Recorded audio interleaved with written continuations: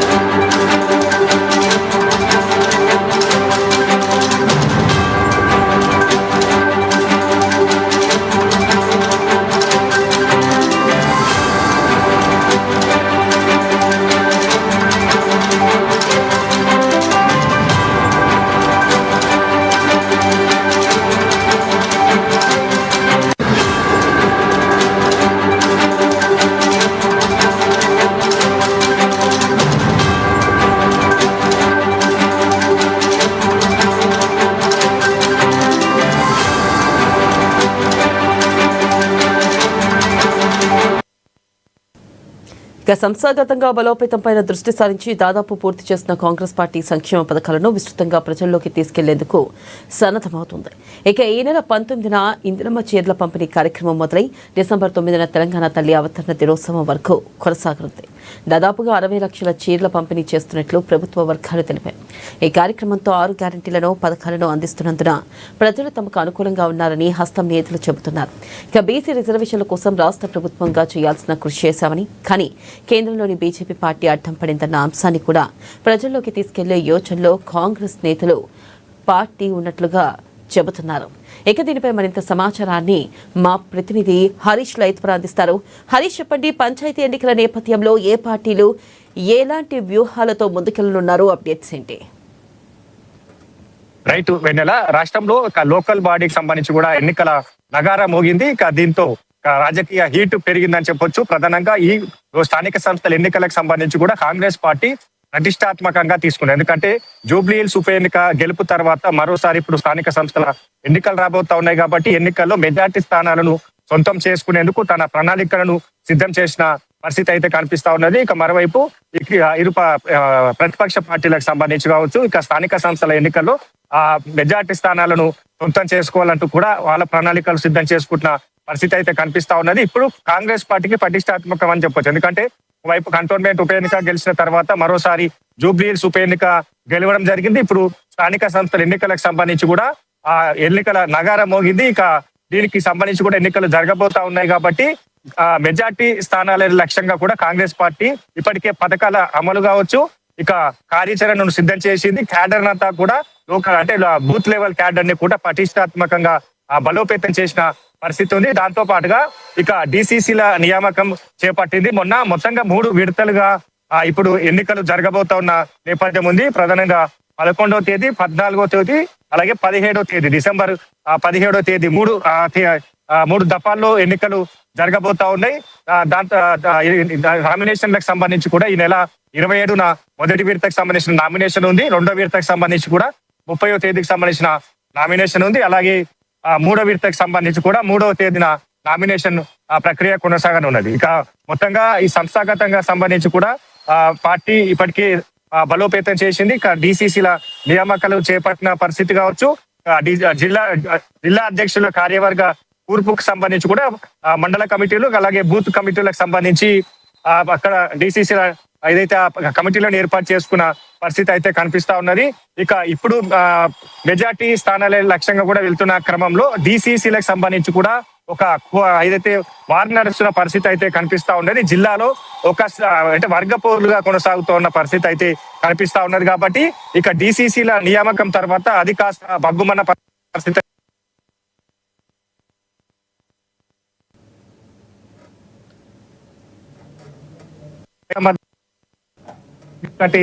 మొన్న చేపట్టిన డిసిసిలో మొన్న ఏదైతే ప్రకటించిందో దాంట్లో యూత్ కాంగ్రెస్ అలాగే ఎన్ఎస్యుఐకి సంబంధించి కూడా మెజార్టీ డిసిసిలను ప్రకటించింది. దాంతో సీనియర్ కాంగ్రెస్ నేతలు కావచ్చు, కాంగ్రెస్ పార్టీకి కట్టుబడి పనిచేస్తూ వస్తున్న వారు కావచ్చు, ఎన్నికలకు సంబంధించి ఎన్నికల కోసం కాంగ్రెస్ పార్టీని అధికారంలోకి తీసుకురావడానికి కృషి చేసిన ఆ నేతలకు డిసిసి ఆశించారు. వాళ్ళకి సంబంధించి కూడా డిసిసి దక్కలేడు. అనూహ్యంగా కొంతమంది పేరు తెర మీదకి వచ్చాయి. వారికి సంబంధించి కూడా ఏఐసిసితో లాబియింగ్ చేసుకున్న తర్వాత వారికి డిసిసిలు కట్టబెట్టారంటూ కూడా ఏదైతే ఆరోపణలు వినిపిస్తున్న నేపథ్యంలో ఇక జిల్లాలకు సంబంధించి కూడా ఇప్పటికీ వాళ్ళని బుజ్జగించేందుకు మంత్రులు అలాగే ఎమ్మెల్యేలు అంతా కూడా సిద్ధమైన పరిస్థితి ఉంది. వారిని ఇన్ఛార్జ్ మంత్రి కావచ్చు, ఆ జిల్లాకు సంబంధించిన మంత్రులు డిసిసి ఎవరైతే ఆశించి భంగపడ్డారో ఆ నేతలకు ఉజ్జగింపు పనిలో పడ్డారు. వాళ్ళకి సంబంధించి కూడా కార్పొరేషన్ చైర్మన్లు కావచ్చు, ఇప్పుడు వచ్చే జెడ్పీటీసీకి సంబంధించి కూడా జెడ్పీసీ ఆ టికెట్ ఇచ్చి జెడ్పీ చైర్మన్ గా నియమించేందుకు కూడా వాళ్ళకు హరీష్, ప్రధానంగా చూసుకున్నట్టయితే ఇటు బీసీ రిజర్వేషన్లు, మహిళా రిజర్వేషన్లు కూడా పూర్తయ్యాయి. మరి దీనిపై విపక్షాలు ఏమంటున్నాయి? రైట్, ప్రధానంగా బీసీ రిజర్వేషన్ కి సంబంధించి కోర్టులో పెండింగ్ ఉన్న నేపథ్యం కావచ్చు, దానికి సంబంధించి కూడా ఇప్పటికే గవర్నర్ కి ఆర్డినెన్స్ పంపడం జరిగింది.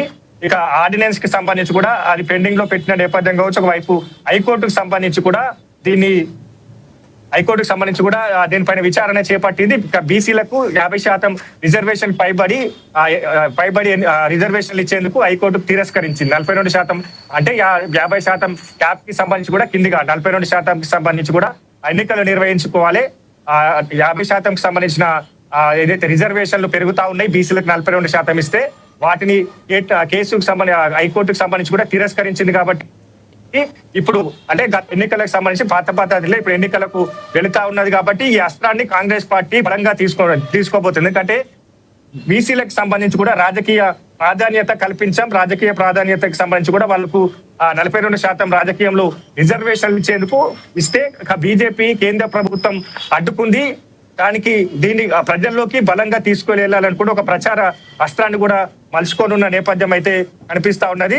ఇక దాంతో పాటుగా ఇప్పుడు పథకాలకు సంబంధించి కావచ్చు, పథకాలలో కూడా ఇప్పటికైతే చాలా వరకు పథకాలు, ముఖ్యంగా రైతులకు సంబంధించి కూడా ఏకకాలంలో 2 లక్షల రుణమాఫీ, రైతు భరోసా, పంట పెట్టుబడి సాయం కింద 1200 పంట పెట్టుబడి సాయం, దాంతో పాటుగా మద్దతు ధర, అలాగే సన్నవడ్లకు సంబంధించి కూడా 500 బోనస్, అలాగే ముఖ్యంగా మహిళలకు సంబంధించి కూడా 500 గ్యాస్ సిలిండర్, ఉచిత బస్సు ప్రయాణం, మహాలక్ష్మి పథకంలో భాగంగా ఉచిత బస్ ప్రయాణం కల్పించారు. 500కు గ్యాస్ సిలిండర్ ఇచ్చారు. గృహజ్యోతిలో భాగంగా 200 యూనిట్ల వరకు విద్యుత్ సబ్సిడీని ఇవ్వడం జరిగింది. ఆరోగ్యశ్రీకి సంబంధించి కూడా 10 లక్షల ఆరోగ్యశ్రీని అప్గ్రేడ్ చేశారు. మొన్న ఇందిరమ్మ చీరల పంపిణీ కావచ్చు, రేషన్ కార్డులు, కొత్త రేషన్ కార్డు 10 ఏళ్లలో కూడా కొత్త రేషన్ కార్డులు నోచుకోని పరిస్థితి ఉంది. ఇప్పుడు కాంగ్రెస్ ప్రభుత్వానికి సంబంధించి కూడా వాళ్ళ కొత్త రేషన్ కార్డులు ఇవ్వడం జరిగింది. రేషన్ కి సంబంధించి కూడా డీలర్ల ద్వారా రేషన్ బియ్యం, సన్న బియ్యం పంపిణీ చేపడుతుంది.